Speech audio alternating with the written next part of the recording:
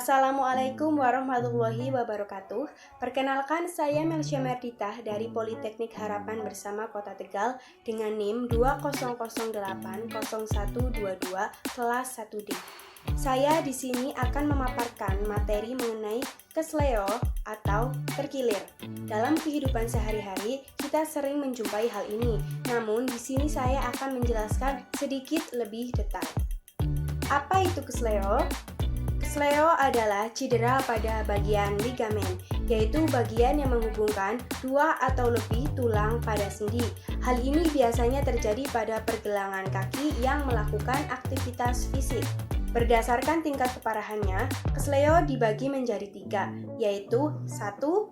Kesleo ringan, memiliki ciri-ciri nyeri, bengkak, dan robeknya sedikit ligamen, namun tidak mempengaruhi kestabilan sendi. Yang kedua yaitu kesleo sedang. Kesleo sedang memiliki ciri-ciri ligamen robek sebagian, nyeri dan juga bengkak yang cukup parah dan juga mempengaruhi sedikit kestabilan sendi.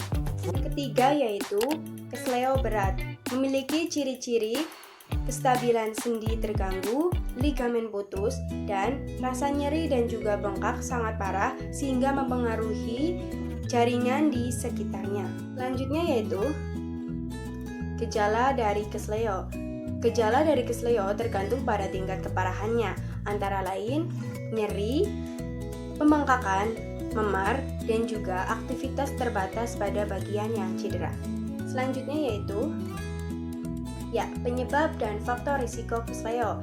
Kesleo umumnya terjadi akibat aktivitas berat, antara lain berjalan atau berolahraga pada tempat atau medan yang kurang rata, melakukan gerakan berputar seperti pada olahraga atletik, mendarat atau jatuh pada posisi yang salah, teknik latihan yang salah pada saat berolahraga.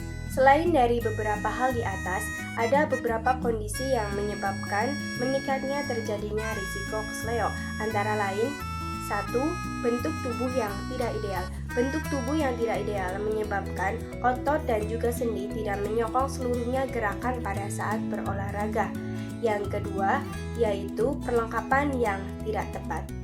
Contohnya pada penggunaan sepatu. Penggunaan sepatu yang tepat dapat menurunkan risiko terjadinya kesleo.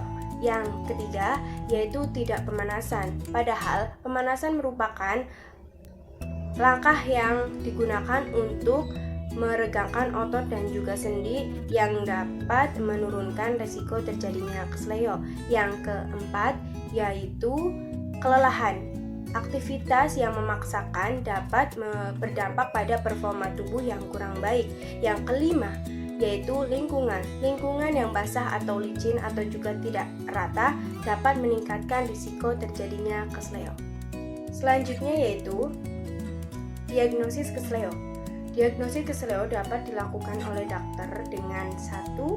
Pemeriksaan fisik, berguna untuk mengetahui bagian ligamen atau otot yang cedera.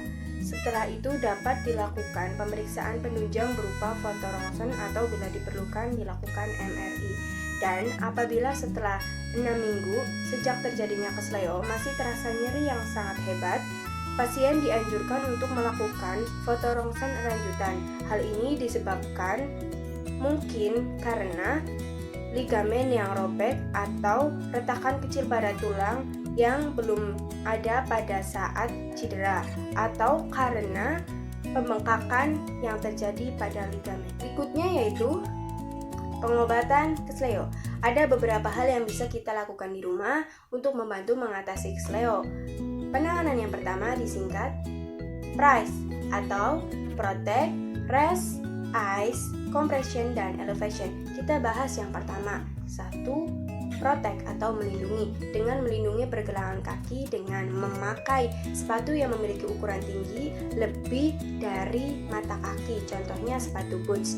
Yang kedua yaitu rest atau mengistirahatkan. Dengan mengistirahatkan bagian yang cedera selama 2-3 hari atau mengenakan tongkat untuk membantu pada saat yang berjalan.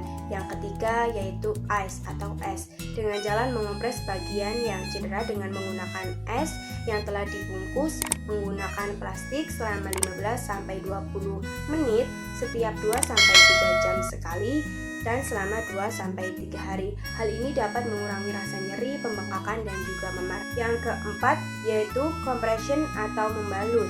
Untuk mengurangi pembengkakan, balut bagian yang cedera dengan menggunakan perban yang elastis dan hindari membalut terlalu ketat, dan juga jangan lupa melepasnya pada saat akan tidur. Yang kelima yaitu elevation atau mengangkat, dengan mengangkat pergelangan kaki lebih tinggi dari pinggang, dan apabila terjadi kesleo pada tangan, menggunakan atau meletakkan tangan pada arm sling. Hal ini dapat mengurangi pembengkakan. Ya, selain beberapa hal di atas, pasien dianjurkan untuk menghindari harm atau head, alcohol, running, and massage selama 3 hari ke depan. Hal ini dilakukan agar mempercepat pemulihan. Yang pertama kita bahas yaitu head atau panas. Hindari mandi dengan air panas atau air hangat, sauna ataupun kompres hangat. Hal ini dapat memperlebar pembuluh darah dan meningkatkan aliran darah yang dapat memperburuk pembengkakan dan juga memar. Yang kedua yaitu alkohol. Alkohol dapat menyebabkan pembengkakan semakin parah jika mengonsumsinya dan dapat memperlambat proses pemulihan.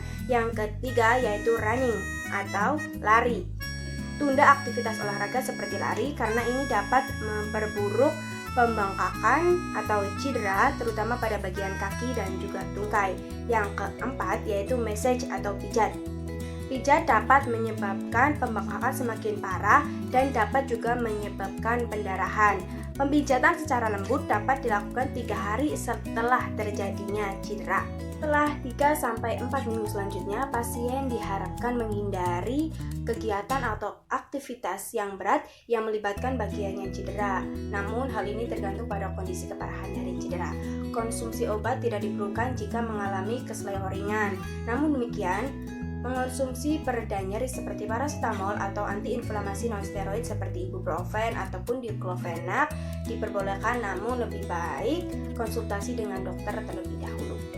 Pada kasus kesleo berat, diperlukan penanganan tambahan seperti pemasangan gips kurang lebih 10 hari untuk mengurangi gerakan pada bagian yang cedera.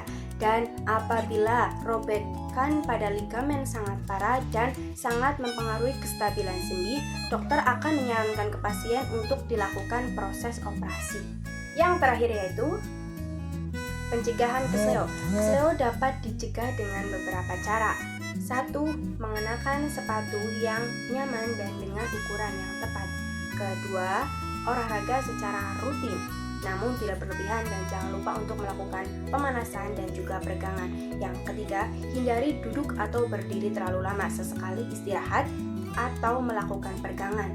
Yang keempat, yaitu hindari melakukan olahraga berat tanpa melakukan pelatihan sebelumnya. Yang kelima, hati-hati ketika berjalan di medan atau lingkungan yang licin, tidak rata, ataupun basah. Sekian pemaparan materi kesleo atau terkilir dari saya.